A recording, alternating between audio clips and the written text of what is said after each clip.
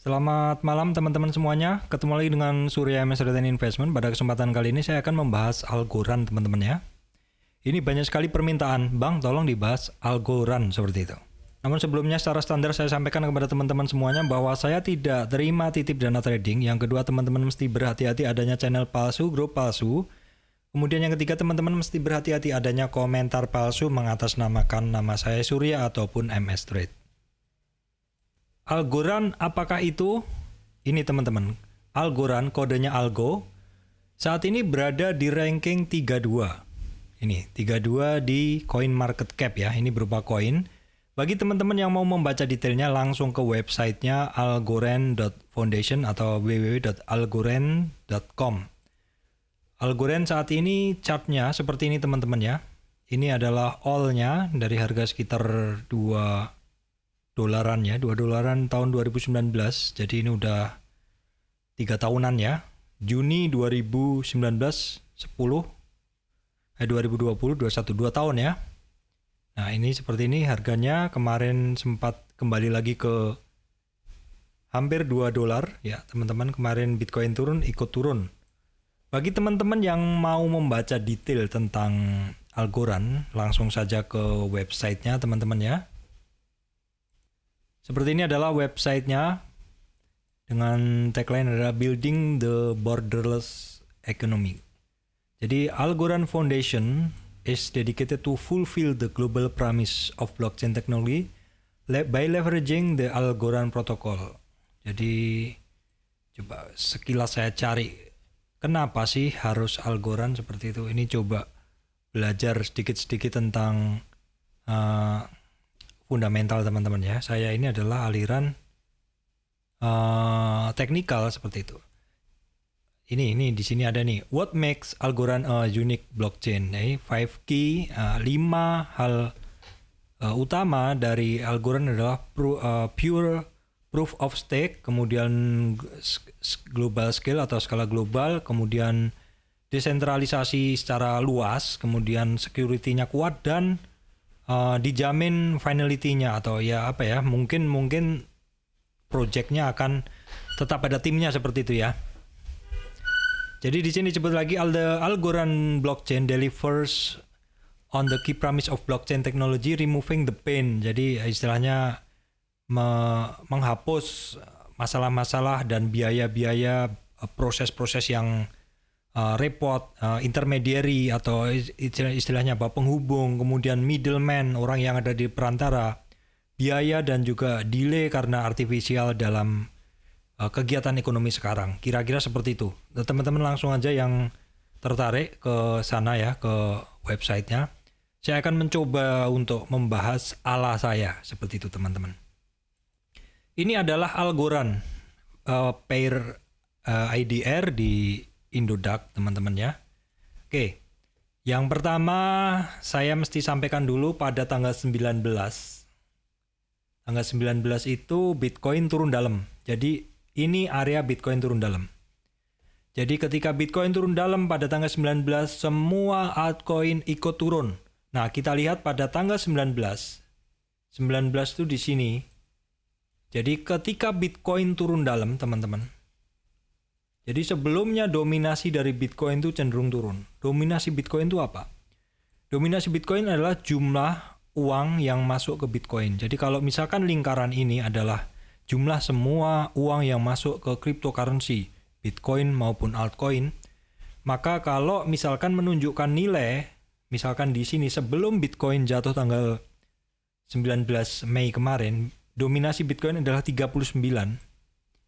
Berarti orang yang memasukkan dananya di seluruh dunia ini yang memasukkan dananya ke Bitcoin hanya 39% dari semua orang yang ada di dunia yang masuk ke cryptocurrency. Tetapi pada tanggal 19 Mei ketika Bitcoin secara chart turun, tetapi kenapa dominasi dari Bitcoin malah naik sampai 46? 46 itu berarti tambah 7. Artinya apa? Artinya dana yang sebelumnya ada di sini altcoin ya, dia masuk ke Bitcoin. Makanya itu yang membuat beberapa chart dari altcoin belum balik ke harga semula.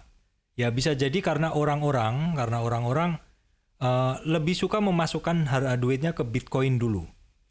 Ya seperti yang kita tahu bahwa Bitcoin adalah ya istilahnya mother-nya cryptocurrency kan, seperti itu. Jadi sebenarnya setelah tanggal 19 Mei itu saya ya pasti akan memberi gambaran bahwa chartnya agak rusak seperti itu. Nah, seperti Algorand ini teman-teman. Ini kalau kita lihat sebenarnya sebelum Bitcoin itu ngedip dalam tanggal 19 itu, sebenarnya Algorand ini sekilas aja cukup bagus harganya. Jadi ngebitnya ini kita tarik dulu yang paling banyak dilewatin. Ya, kita tarik yang paling banyak dilewatin dulu ya. Nah, Bitcoin ngedip itu tanggal 19 yang saya lingkarin. Ini sebenarnya Algorand sendiri ini di dalam, oke, saya tarik aja deh yang paling banyak mendekati teman-teman ya, karena kalau kita menarik seperti ini, nah seperti ini deh. Ini ada satu pola walaupun dia sebentar aja. Kalau kita gunakan 4 jam aja nggak apa-apa. Nah, 4 jam lebih mewakili teman-teman ya. 4 jam lebih mewakili chartnya dari Algorand. Atau mungkin 1 jam boleh. 1 jam ya teman-teman. Nah seperti ini harga dari Algorand dalam 1 jam. Saya coba tarik price channelnya yang paling banyak dilewati teman-teman. Ya boleh ini aja deh. Jadi Bitcoin itu ngedip pada tanggal 19 Mei di sini. Nah sebenarnya Algorand sendiri pergerakannya itu ya puncak bawah. Terus ini kan puncak bawah, puncak.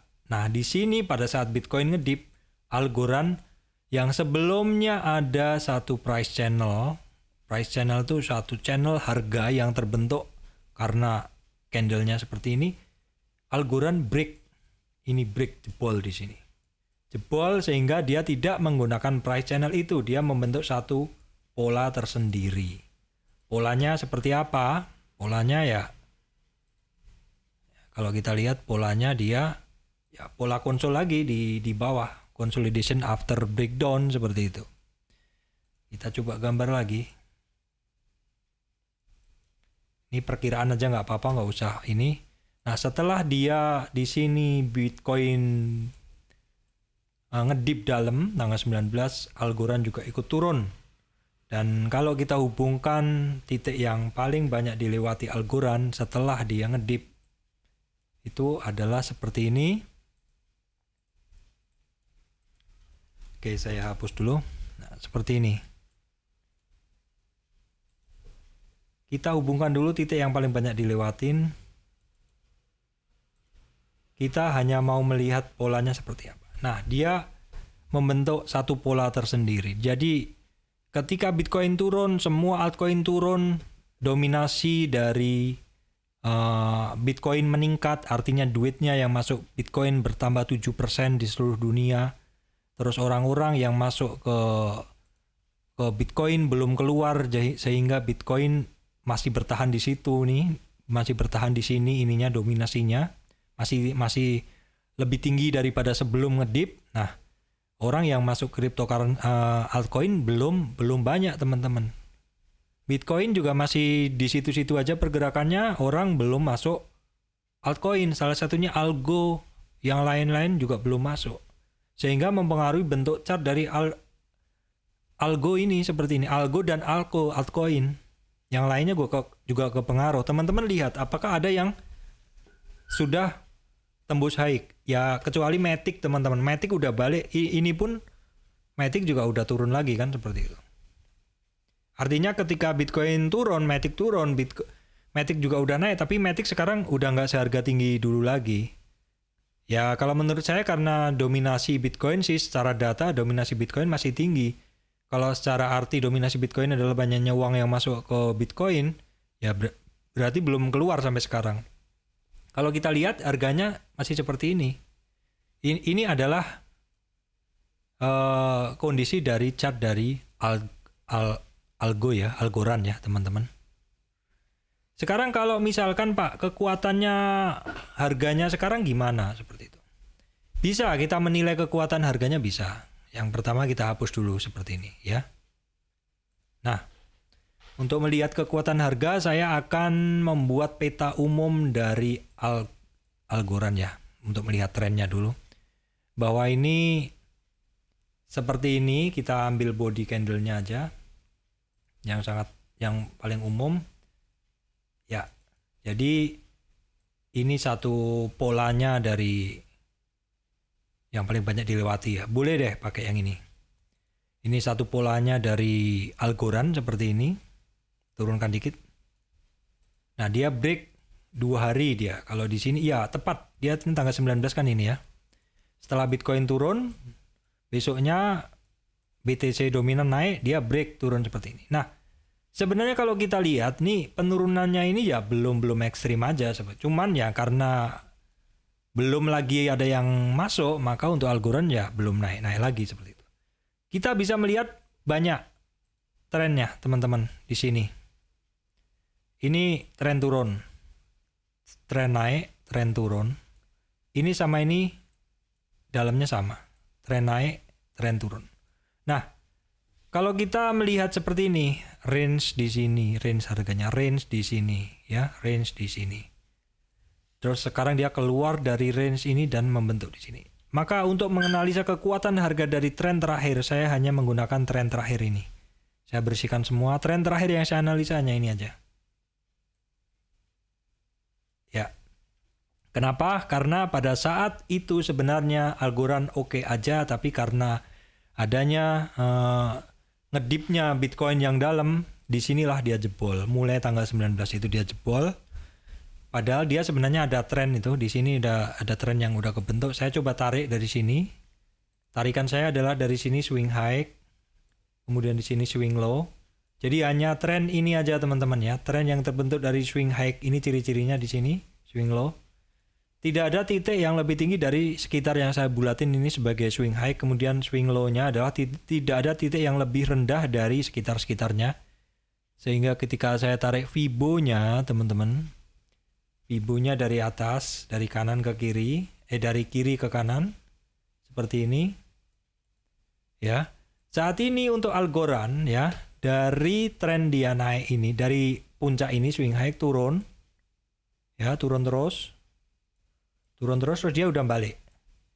Ya, rendahnya di sini swing low-nya dia udah balik dan dia sudah tembus di resistan 23 retracement itu di 14.000 ya. Saya kasih ke kanan. Resistan ini udah ditembus pada saat naik di sini. Terus nggak kuat turun lagi seperti ini.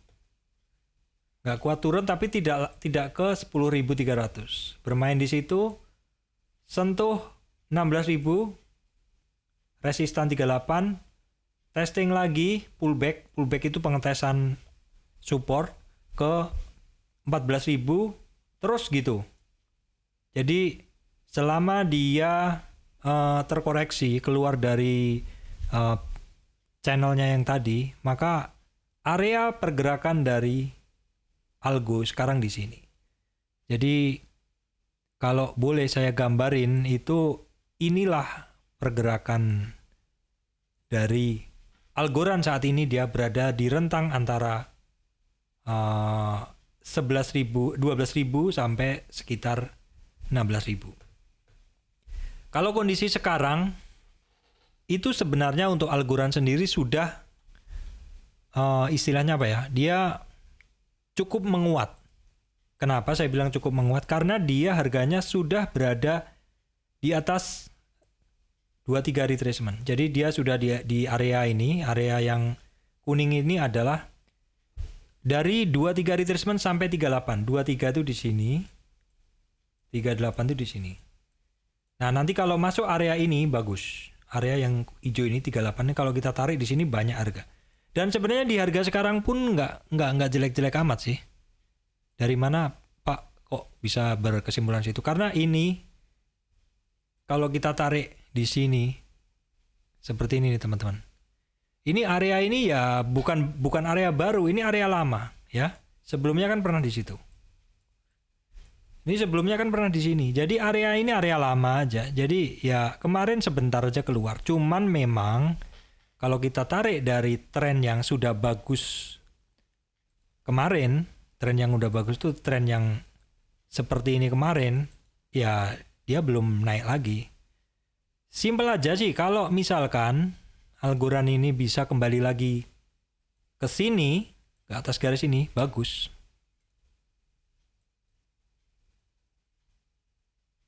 Di atas garis itu kira-kira di atas 68 retracement.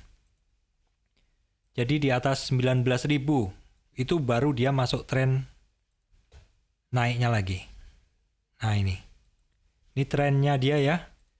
Jadi kan seperti ini. Area mainnya yang seharusnya kan seperti ini. Baru naik atau turun nanti kan seperti itu. Oke Pak, sekarang kalau dianalisa dengan harga moving average Pak, bisa. Nah, ini moving average teman-teman. MA200.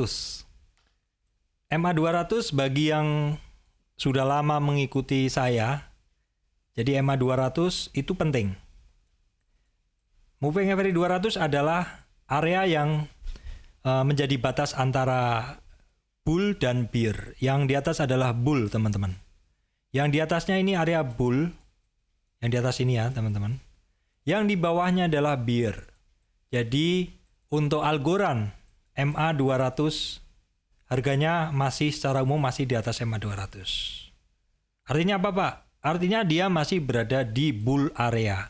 Dan selama dia koreksi kemarin, MA200 sebagai penjaga harganya, sebagai supportnya.